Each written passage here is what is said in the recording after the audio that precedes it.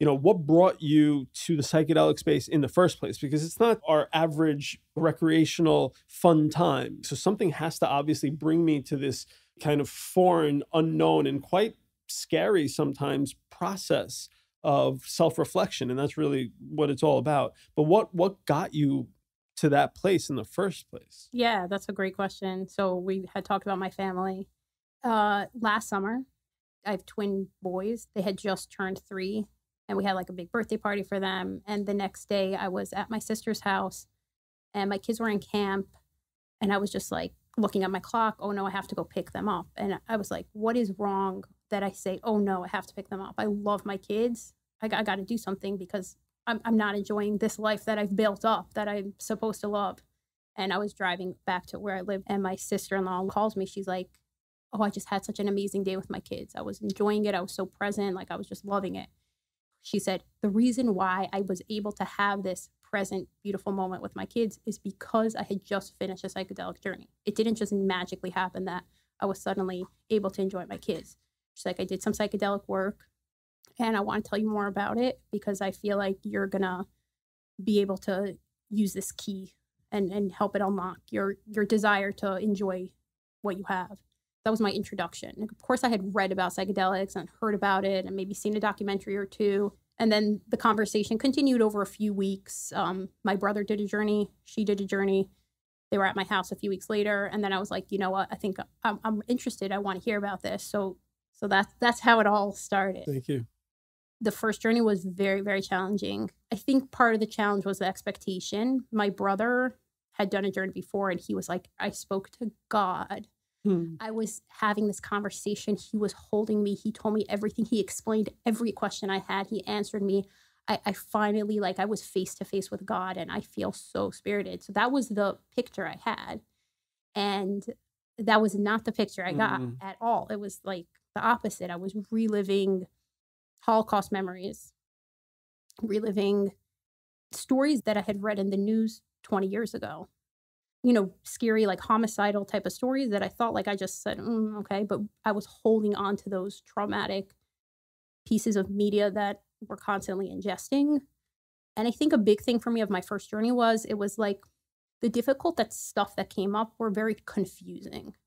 Confusion is that thing where you stuff back down because you don't know. It's not good. It's not bad. It's just, you don't know the answer to it. There was a lot of here's a confusing feeling I have. Here's a confusing person that's in my life. Here's a confusing memory. A lot of confusion where it's I don't have the capacity to understand it. So I'm going to stuff it in.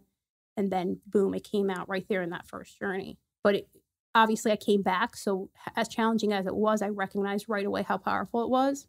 I also had a big thing where I had cancer when I was 17, when I was a senior in high school. It was a very traumatic experience that I never fully dealt with at all. And the physical nausea of it came up a lot. So I was very physically nauseous. I had that feeling for all 5 hours where I had to vomit really badly, but I couldn't. And I was trapped in that space of nausea where you're dying to release, but you're stuck with it, which is something I did a lot during my chemo days. So that feeling was back. And I remember thinking what is this? How could this be good for people that have trauma?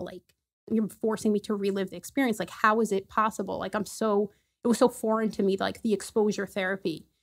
And I didn't realize till the next night or so, when I was laying in bed, I was oh, I relived it and I'm here now and it's over. It was an aha moment where it was and you get to leave it again. And the leaving it again is the healing part where it's Release. You released it, you lived it again, and you're not living it anymore. You're not nauseous right now. So that helped make sense of it. It also gave me this amazing tool, which is from the first time I did my journey, I suddenly had a complete distaste for alcohol. Amazing. And it was something that I've struggled with. I live with someone who's in AA, so I'm very aware of the confusing hold that alcohol can have. And I always thought I'm above it, although I always knew that I was not above it. It was something I struggled with that I didn't have words for. And then I got this gift of no, you will no longer struggle with this. You will no longer. From that day, I never purchased alcohol. I think I drank it a little bit just to kind of test, and it gone. Same. amazing. Yeah, one of my early journeys, it wasn't even a factor for me. I wasn't trying to. Right. I was a social drinker and I was okay with it.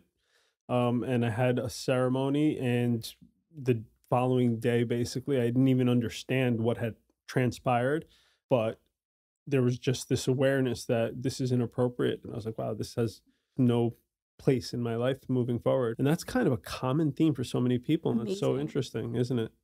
It was so amazing. It was like, here's your reward for going through that 5 hours. And it compounds in the bank account, so double Totally. gift. Everything health wise. I didn't realize how much it was consuming. Like, and it's Consuming, that's an interesting word that Yes. you use for a spirit. We call alcohol Yes. spirits, right? There's no Yes. coincidence there. It's consuming. It'll consume our spirit. You said something interesting. I just want to kind of rewind to. You said confusion and not knowing, right? What is confusion? Confusion is not knowing. And when we apply our intelligence out there somewhere externally, we could never understand someone or something fully. There are more and more layers to it, even if to the degree we understand our spouse. There's still so much complexity there that we can't get a full depth of understanding that'll satisfy our desire to understand, where we check the box and say, okay, now I know the whole thing. I don't have to think about it again. So of course, the byproduct of wanting to know is confusion, because you could never know the whole way. I'm not talking about abandoning the intellect. It's a beautiful tool. Terrible master, as they say. The whole idea is we use it when we need to use it, if we're using it for a practical purpose. But if we misuse it, just like any other tool, it could cut against us, basically. And then it becomes this confusion generating machine, because we could never get down to the depth of knowing where it's finite.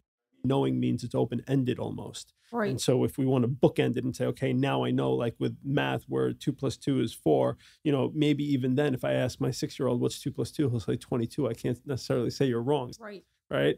So that's the idea, that we breed confusion for ourselves by not being okay with what is, by wanting to know more and thinking that we can ever get down to it. So it's something that perhaps is the byproduct of the overactive intellect. So maybe Yes. we look at it from that standpoint, where it's like, maybe I don't need to know everything. Maybe I'm okay with the way it is. So the idea is we give it space through the breath. We just create space through the experience. We say, okay, whatever's going to come up is going to come up, but I know it's going to come up not to force me to relive it over and over. It's going to give me the opportunity to relive it and then relieve myself of it by just saying, okay, boom, now it's no longer in me. And I get to move forward, and I get to go through an opportunity of cycling through this whole historic record and letting go of everything that doesn't suit me anymore. I read somewhere this work doesn't make you feel better, but it makes you better at feeling. That's beautiful. So I rethink that a lot, especially when I'm feeling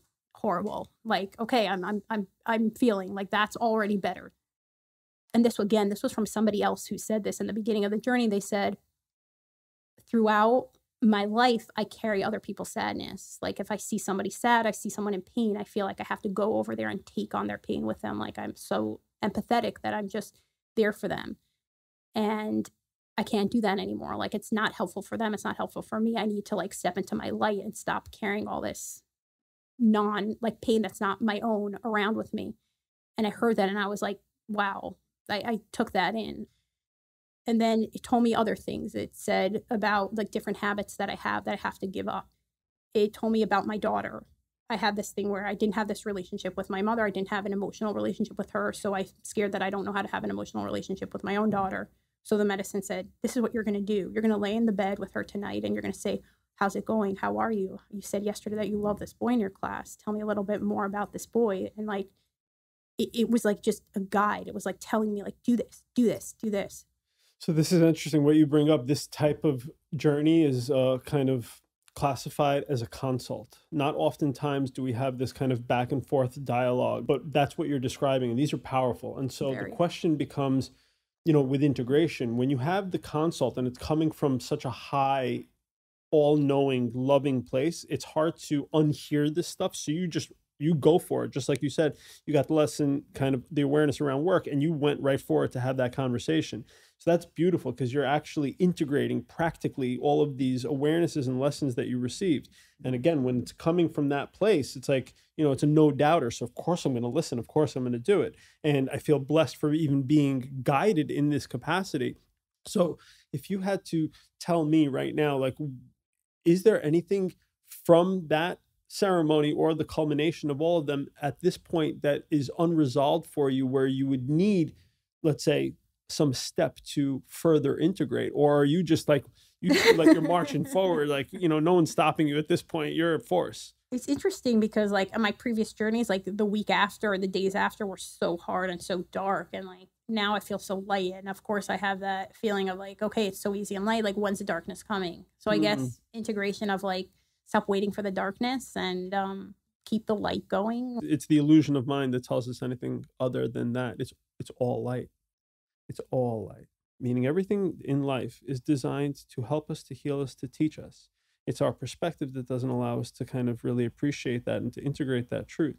So no matter what's going on in life, even if it's the shadow, as we call it, if we are aware of it, we're bringing our light, our consciousness, our awareness to shadow. Shadow is the absence of light. So it's no longer shadow. Now it's a learning opportunity. So the other shoe never drops. It's all light. It's just a question of whether you're willing to look at it, whether you're willing to sit in it, dwell in it, and be present through those moments in a present sense without looking for something down the road to bail you out, as we did when we were kids. And we built the narrative around that's how it's going to be. If it's a heavy moment, wait for the next moment to bail you out. No. This moment. And you will transform it in the moment from shadow to light just by being aware of it instead of repressing it. And remember, everything's going to pass, right? That's the moral of the story. It's like, just breathe. Everything's passing. Everything's informing, teaching, healing, loving. Pass it on. Thank you. Thanks so much, Dan. I really appreciate it. Thank you. Your strength is like pouring out of you. Light, all of it. I don't just say this for no reason. Transformation, amazing. Amazing.